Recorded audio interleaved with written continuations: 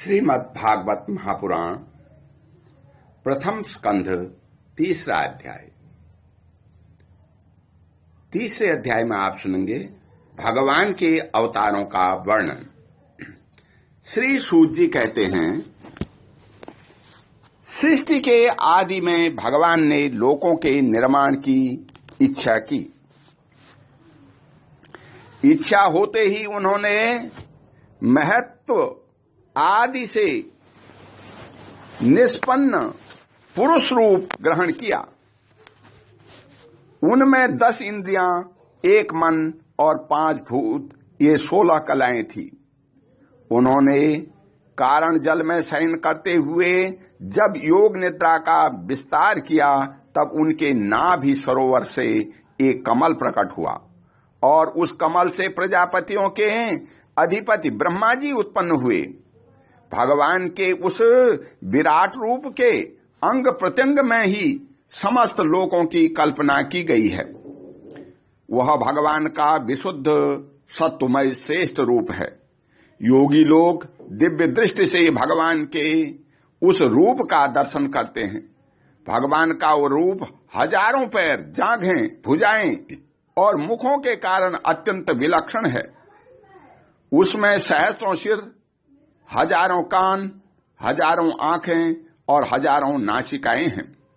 हजारों मुकुट, वस्त्र और कुंडल आदि आभूषणों से वह उल्लसित रहता है। भगवान का यही सत्पुरुष, जिसे नारायण कहते हैं, अनेक अवतारों का अक्षय कोश है। इसी से सारे अवतार प्रकट होते हैं। इस रूप के छोटे से छोटे अंश से देवता, पशु, पक्षी और मनुष्यादि योनियों की सृष्टि होती है। उन्हीं प्रभु ने अपने कौमार सर्ग में सनक, सनंदन, सनातन और सनत कुमार, इन 4 ब्राह्मणों के रूप में अवतार ग्रहण करके अत्यंत कठिन अखंड ब्रह्मचर्य का पालन किया। दूसरी बार इस संसार के कल्याण के लिए समस्त यज्ञों के स्वामी उन भगवान ने ही रसातल में गई हुई पृथ्वी को निकाल लाने के विचार से शूकर रूप ग्रहण किया। ऋषियों की सृष्टि में उन्होंने देवर्षि नारद के रूप में तीसरा अवतार ग्रहण किया और शाश्वत तंत्र का उपदेश किया, जिसमें कर्मों के द्वारा किस प्रकार कर्म बंधन से मुक्ति मिलती है उसका वर्णन है। धर्मपत्नी मूर्ति के गर्भ से उन्होंने नर नारायण के रूप में चौथा अवतार ग्रहण किया। इस अवतार में उन्होंने ऋषि बनकर मन और इंद्रियों का सर्वथा संयम करके बड़ी कठिन तपस्या की। 5वें अवतार में वे सिद्धों के स्वामी कपिल के रूप में प्रकट हुए और तत्वों का निर्णय करने वाले सांख्य शास्त्र का, जो समय के फेर से लुप्त हो गया था, आसुरी नामक ब्राह्मण को उपदेश किया। अनुसूया के वर मांगने पर 6ठे अवतार में वे अत्रि की संतान दत्ताते हुए।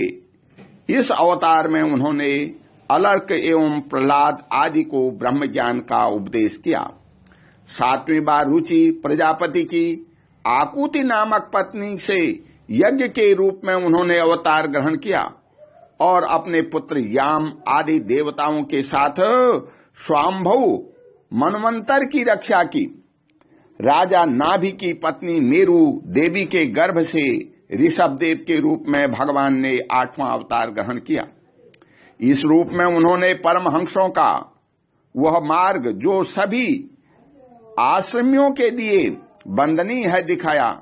ऋषियों की प्रार्थना से 9वीं बार वे राजा पृथु के रूप में अवतीर्ण हुए। शौनकादि ऋषियों, इस अवतार में उन्होंने पृथ्वी के समस्त औषधियों का दोहन किया था। इससे यह अवतार सबके लिए बड़ा ही कल्याणकारी हुआ। चाक्षुष मनवंतर के अंत में जब सारी त्रिलोकी समुद्र में डूब गई थी, तब उन्होंने मत्स्य के रूप में 10वां अवतार ग्रहण किया और पृथ्वी रूपी नौका पर बैठा करके अगले मनवंतर के अधिपति वैश्वत मनु की रक्षा की। जिस समय देवता और दैत्य समुद्र मंथन कर रहे थे, उस समय 11वां अवतार धारण करके कश्यप रूप से भगवान ने मंदराचल को अपनी पीठ पर धारण किया।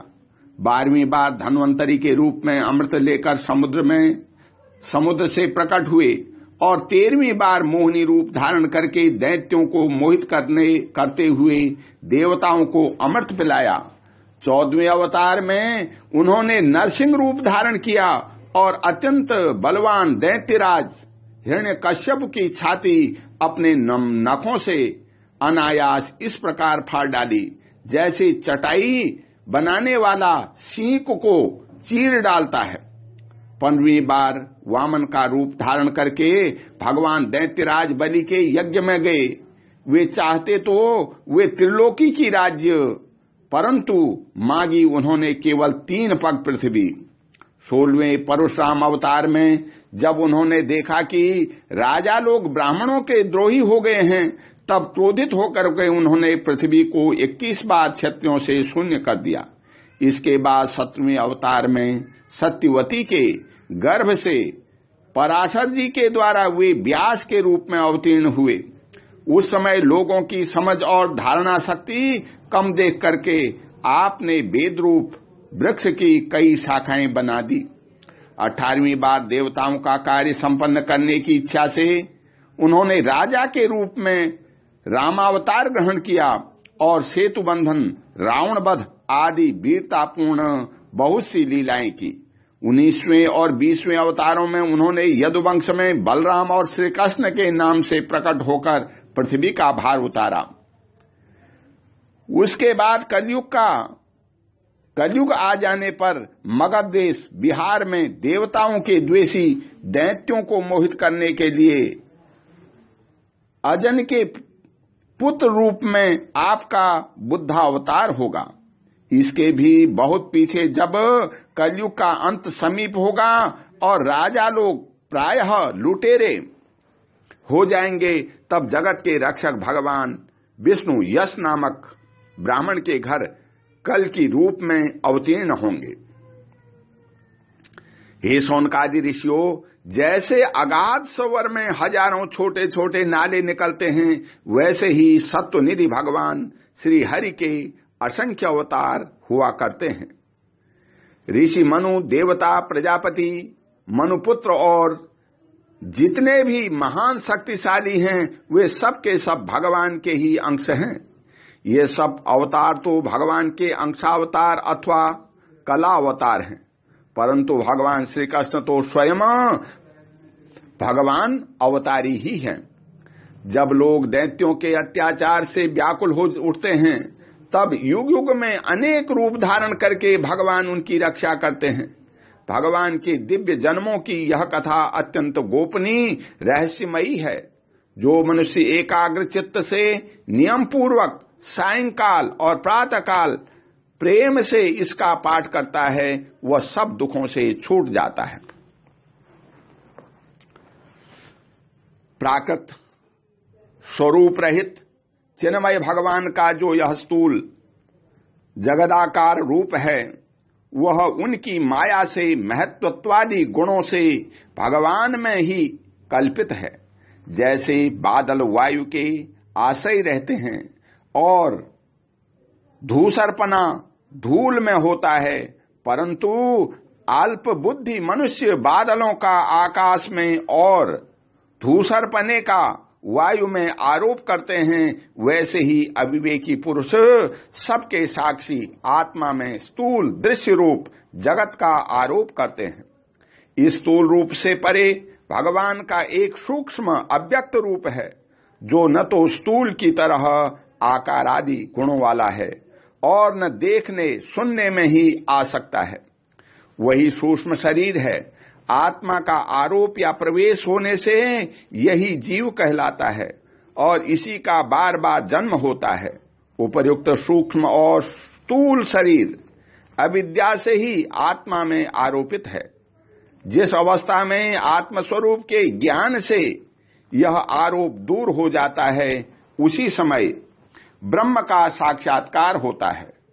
तत्वज्ञानी लोग जानते हैं कि जिस समय यह बुद्धि रूपा परमेश्वर की माया निवृत्त हो जाती है, उस समय जीव परमानंदमय हो जाता है और अपनी स्वरूप महिमा में प्रतिष्ठित होता है। वास्तव में जिनके जन्म नहीं है और कर्म भी नहीं है, उन हृदयेश्वर भगवान के अपराकृत जन्म और कर्मों का तत्वज्ञानी लोग इसी प्रकार वर्णन करते हैं, क्योंकि उनके जन्म और कर्म वेदों के अत्यंत गोपनीय रहस्य हैं। भगवान की लीला अमोघ है। वे लीला से ही इस संसार का सृजन, पालन और संहार करते हैं, किंतु इसमें आसक्त नहीं होते। प्राणियों के अंतःकरण में छिपे रहकर ज्ञानेंद्रिय और मन के नियंता के रूप में उनके विषयों को ग्रहण ही करते हैं, परंतु उनसे अलग रहते हैं। वे परम स्वतंत्र हैं।